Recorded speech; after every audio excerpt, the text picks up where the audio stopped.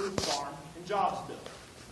But those feelings of progress and productivity soon came to a screeching halt when the United States House of Representatives failed to come to a consensus on certain issues like funding programs such as food assistance for families and the investment in the economic growth of rural America. Thus, plain and simple, the United States agricultural industry is left to remain with an extended farm bill, and agriculturalists alike are left without any federal funding to operate and maintain so many portions of the industry that feed this very world.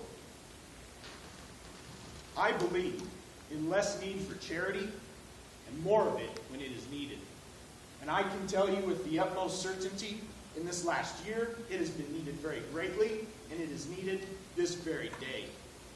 October 22nd, 2012, Hurricane Sandy smashed into the East Coast with fury and an appetite for destruction. Happening nearly 1 month after the expiration of the Farm Bill, it took our federal government 6 long months before they set aside any appropriations for the damages and the losses that farmers and ranchers faced along the East Coast.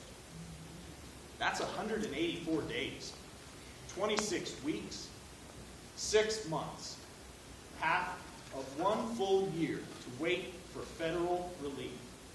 And why?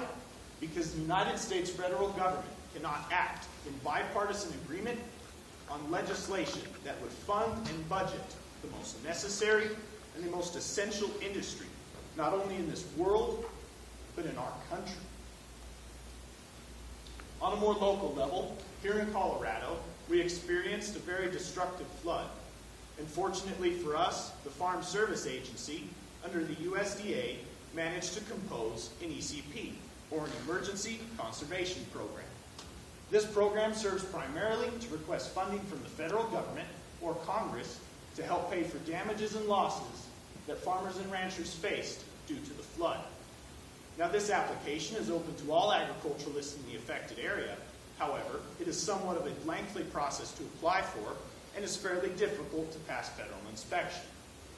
On the flip side of the issue, you have FSA and USDA employees who are only given a mere 30 days to distribute these applications and inspect hundreds of properties in their region. And more importantly, being an area that operates primarily off of a family farm basis, many of these properties and ranches date back multiple generations into the family, making them less likely that they're up to current code and would pass current safety inspection. So unless a property has experienced loss or damage due to a disaster in the past, they are very unlikely to receive any type of current indemnity from the federal government today. Now, though these ECPs and emergency relief funds exist, it means very little when the United States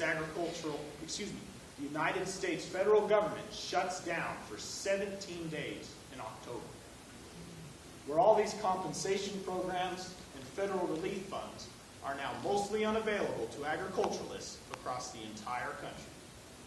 With USDA offices closed, farmers and ranchers in the Dakotas and much of the Midwest are left to only sit and wait. And some of them sit and wait and stare at their vast pastures. But these are empty pastures full of perished livestock. Tens of thousands of livestock lay waste across the Dakotas after the destruction of the Atlas blizzard, only to be left lying across the terrain until the federal government reopens to assess the damages and the losses, and yet again compose another temporary relief program. But I will tell you, agriculturalists are tired. They are tired of temporary relief, and they are tired of a dysfunctional government. Agriculturalists are hungry. They are hungry for organization, and they are hungry for a stable, structured farm bill from Capitol Hill. I believe that agricultural life is pleasant as well as challenging. And I believe that if there is one community in this world that will persevere to save the family farm and the corporate ag industry, it is agriculturalists. We are a community that in hours of disparity will come together to assist those who lost everything through the 100-year flood in Colorado, and compose relief funds for those that lost all their livestock from the Atlas blizzard in the Dakotas. It is not that our industry and our community is weak itself. It is those who we have chosen to work for us that fail to practice any kind of leadership, cooperation, and enough organization to not just supply farmers and ranchers with a new food, farm, and jobs bill, but the rest of the nation that requires it just as tremendously.